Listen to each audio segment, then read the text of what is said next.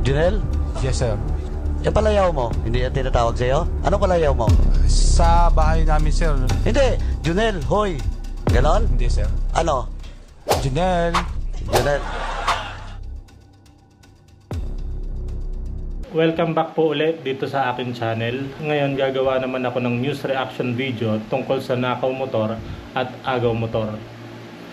Sa mga hindi pa nakakanood ng huli kong vlog, panoorin nyo muna yon para malaman nyo kung paano magagamit yung anti-theft system na ginawa ko dun sa aking Honda ADV 160. Yung mapapanood natin ngayon, ito yung mga actual na nangyari sa kalsada dun sa mga nakaw motor at agaw motor na senaryo pwedeng mangyari sa atin habang nasa kalsada tayo.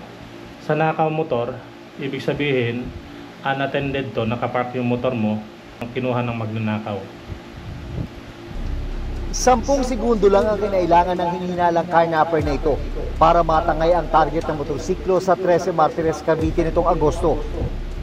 Makikita natin, nakapark yung motor mo, 10 seconds lang, tinangay ka agad ng magnanakaw. Doon sa anti-theft system ko, pag nakapatay yung makina, automatic protected na kaagad yung motor mo. Ibig sabihin, kahit may susi pa siya, hindi niya mapapaandar yung motor mo.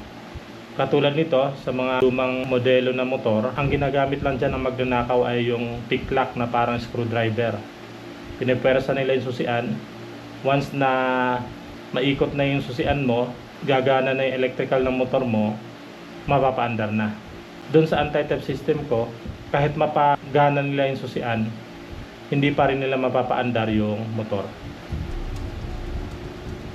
Ganon din kabilis sinakaw ang isa pang motorsiklo sa Dasmariñas noong Mayo. Ganon din ang ginawa. Ginamitan na ng pick lock, pinersa lang yung susian, mabilis na kinuha yung motor. Kahapon, muli na naman daw umatake ang suspect kasama ang kanyang katandem. Pinag-aaralan din ng mga magnanakaw yung kukunin nilang motor at kabisado nila kaagad kung paano paandarin yun.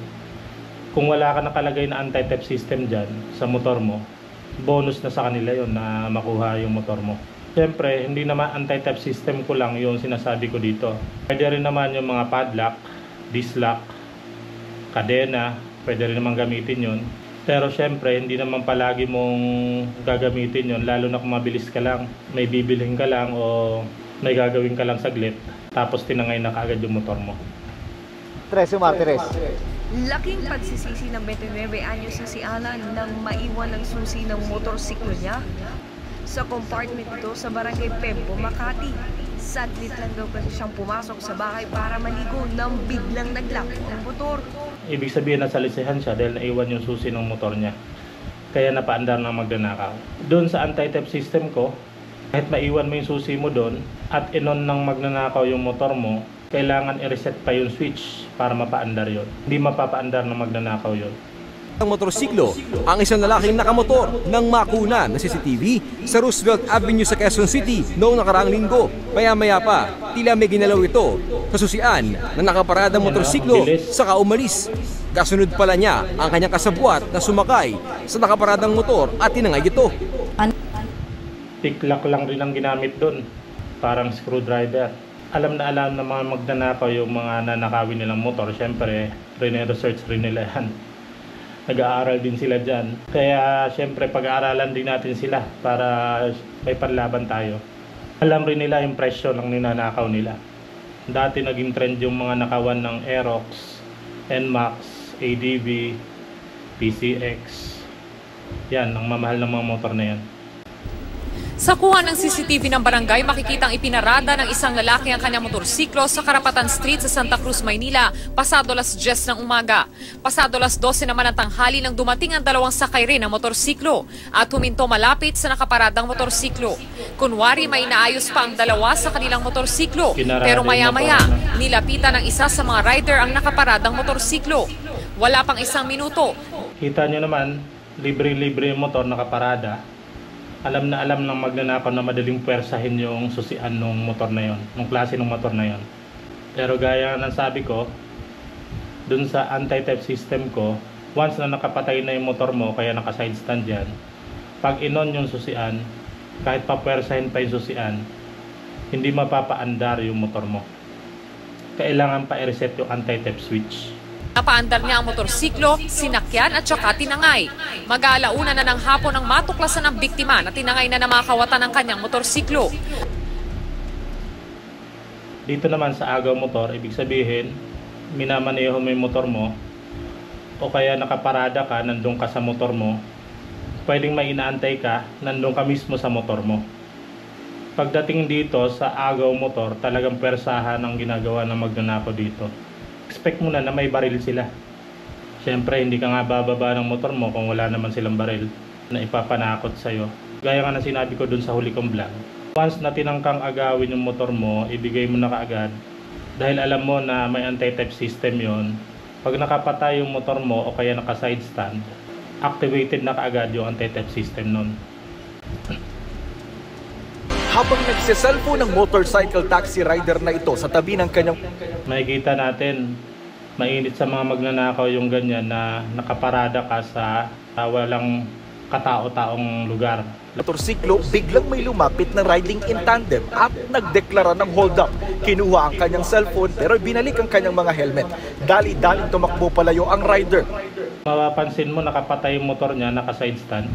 Kung may anti-theft system yan, nakatulad nun sa akin, hindi mapapaandar yung motor hanggat hindi nare-reset yung switch. Tingnan natin kung ano nangyari. Pero ang mga kawatan hindi agad nakaalis dahil hindi mapaandar ang inagaw na motorsiklo. Yun ang maganda sa kanya, nakatakbo siya. Nakatakbo siya. Okay lang naman yung motor na makuha basta safe ka. Basta safe yung rider. Dating na isa pang riding in tandem na tila sinubukan ding mapaandar ang motor. Pero makalipas ang 1 minuto, iniwan na lang nila ito. Ang kanila kasing tinarget, isa palang keyless ignition motorcycle. Yun ang advantage ng keyless na motor. Once nawala sa operating range yung remote, hindi mag-o-on yung motor. Dahil nga nakatakbo yung rider. Kasama niya yung remote niya. Ang swerte ng rider na nakatakbo siya. Ito mga magnanakaw, pinag-aaralan rin nila yan. Siyempre kapag keyless, once na alam nila na keyless yung titirahin nila, kunin nila sa'yo yun. Hindi ka papayagan paalisin nun. Dun sa anti-theft system ko, kahit iiwan mo yung keyless remote mo, hindi pa rin mapapaandar ng magnanakaw kung naiwan mo, naka-off yung engine o kaya naka-side stand. Sandaling tumigil ang motorsiklo ni Roche Amante sa Tayuman Street, Santa Cruz, Maynila noong October 14. Sa loob lang ng 10 segundo. Tumigil siya dyan, walang katao-taong lugar. May gagawin lang siya saglit sa cellphone niya. Biglang may dumating na riding in tandem. Tinabihan siya ng isa pang motor, pilit na pinababa hanggang sa umalis ang dalawang lalaki, tangay na ang motor. Ang bilis tinangay yung motor niya. Naka-on yung engine, naka-andar yung makina na, at nandun rin yung susi. Natangay kaagad yung motor niya.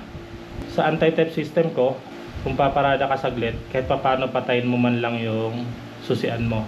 Kahit iwan mo lang yung susi doon, o kaya i-side stand mo, protected na kaagad ng anti-theft system yan. Kwento ni Amante, huminto siya sa gilid ng kalye dahil nagka-problema ang kanyang mobile map. Sa kuwang ito ng CCTV, makikita. Ito naman, nasa madilim na lugar, mainit sa magnanakaw yung ganyan, mag-isa ka lang. Rider na si John Briggs Limpante na nakahinto sa Marigman Road, Antipolo, Rizal. Maya-maya, dumaan malapit sa kanya ang riding in tandem. Bumaba ang backride nito at nakipag-usap kay Limpante. Maya-maya, tila hinihila ng lalaki si Limpante pababa ng motor pero hindi siya umatch. Yun ang mahirap dyan, pag nag-resist ka dyan sa may baril. Dapat ibigay mo lang kaagad yung motor mo. Kung may anti-theft system yan na katulad nung sa akin, ang gagawin lang dyan, baba ka ng motor mo, i-side stand mo, o kaya kung nakapatay na yung motor mo, iwan mo yung susi, ibigay mo na kaagad yung motor mo. Hindi na makukuha yan. Pero dito, mukhang lumaban pa siya. Sa motorsiklo hanggang sa malapit ang binaril ng backride si Limpante. Bumagsak ang biktimang tinamaan sa ulo. Itinayo naman ang gunman. Yan ang problema dyan, na baril pa. Siyempre bilang rider, pinaghirapan mo yung motor mo. Hindi mo kaagad ibibigay sa magnanakaw yan eh. Yun talaga yung normal reaction mo eh. Mag-resist. Tumbaring motorsiklo, sinakyan niya ito sa katumakas kasama ang kanyang kasabuan. Base sa investigasyon, huminto lang sa lugar ang biktima para sana umihi. Nanlapitan siya ng mga sospek. 3 na madaling araw kanina sa Tondo, Maynila, nakamotor at papunta sana sa isang party si Ana nang biglang harangin na isa pang motor sakay ng 2 lalaking may baril. Tutukan niya po ako ng baril sa ulo po. Pagkatutok po sa akin ng baril, hinablot po yung bag ko. Tapos kinuha na po yung motor, sabay tulak na po sa akin. Yan yung mga madadaling target ng mga riding in tandem na agaw motor, yung mga babae. Kasi alam nila walang kalaban-laban. Doon sa anti-theft system ko, once na hinarang ka ng riding in tandem, i-side stand mo lang yung motor mo, takbo ka na. O kaya i-off mo yung susi, takbo ka na. Protected na kaagad yung anti-theft system yung motor mo. Maaninag ang pagbagsak sa gilid ng kalsada ni Ana, saka tinangay ang kanyang motor. Sa kuwang yan, sabay na binabaybay ng 2 motor ang kalsada sa barangay. Ito naman, last week lang ito nangyari. Ginigit-git siya. Siyempre, harangin na siya dyan. Hanggang sa Angat, Bulacan kahapon ng umaga. Maya-maya, biglang ginitgit at binangga ng rider na may kaangkas ang isa pang motor. Makikita rin tinutukan ng baril ng backride ang biktimang nakaasok. Yun, usually talaga yung mga agaw motor may baril talaga. Kaya hanggat maaari para safe yung rider, huwag nang lumaban. Nakapote. Ilang saglit pa, napaatras na sa kaharap na bahay ang babaeng biktima habang ang backride na nanutok ng baril. Sinakyan na ang motorsiklo ng babae. Matapos ang ilang minuto, umalis na ang 2 suspect. Diyan pa lang, kung may anti-theft system yan na katulad sa akin, huminto ka lang at i-side stand mo yung motor mo at tumakbo ka na. Hindi mapapaandar na magnanakaw yung motor. Kailangan pa makita yung reset switch dun sa anti-theft system. Dala ang tinakaw na motor. Sinapak at pilit inaagaw ng lalaking nakapula ang motorsiklo ng lalaking nakaitim. Ang CCTV video na ito kuha noong 27 ng Oktubre sa Punta Santa Ana, Maynila, alauna ng madaling araw. Sa pula o sa itim, tuluyan lang nagpambuno ang 2 lalaki hanggang sa nakaladkad ang lalaki nakaitim. Grabe. Ipinagpatuloy ng 2 ang tila tag of war nila sa motorsiklo hanggang sa naagaw ng nakapulang lalaki. Yan, nagpambuno pa sila, no? Hindi naisip ng rider na ipunin yung susi niya. Pero syempre dahil sa shock, dahil sinuntok siya, normal reaction niya is lumaban. Motorsiklo, pero muli siyang sumemplang. Hinabol siya ng may-ari ng motorsiklo pero nakaiskapo pa rin ang suspect. Nag-aabang ng booking ang motorcycle taxi rider na ito sa Bacoor, Cavite nang lapitan siya ng 2. Ganyan, pag nag-aabang, delikado, walang tao, talagang mainit sa mga riding in tandem. Lalaking sakay ng motorsiklo, tinutukan ng biktima, pinababat hinila sa kalsada, saka tinangay ang motorsiklo. Ang bilis makuha ng motor niya. Isang sima naman na ito na sakay ng scooter, binuntutan muna ng riding in tandem suspects. Pagdating sa hap, inunahan na ng mga suspect ang siman at inagaw ang motorsiklo, saka mabilis na humarurot. Yun naman, sinundan siya. Kung may anti-theft system siya, nakatulad rin yun sa akin, hihinto lang, side stand, off yung susian, takbo na. Kuha sa CCTV habang palabas sa iskinita ang 2 delivery rider sa Hansel Street sa Barangay Pembo, Makati noong Agosto 18 ng gabi, oras na ng curfew. Sa kanto, pinara siya ng 2 lalaki sabay inagaw ang motorsiklo. Humabol ang rider na nakaagaw ng atensyon ng mga tao sa paligid kaya nakihabol na rin ang mga ito. Pero napaatras sila dahil biglang nagpaputok ng baril ang riding in tandem. Yan yung mga actual senaryo na nangyari sa kalsada dun sa nakaw motor at agaw motor. Dito ko natatapusin yung video. Sana may nakuha kayong mga idea ng mga pwedeng mangyari sa ating mga rider sa kalsada. Yun lang at salamat sa nakapanood ng huli kong vlog. Magkita-kita tayo ulit sa susunod kong vlog.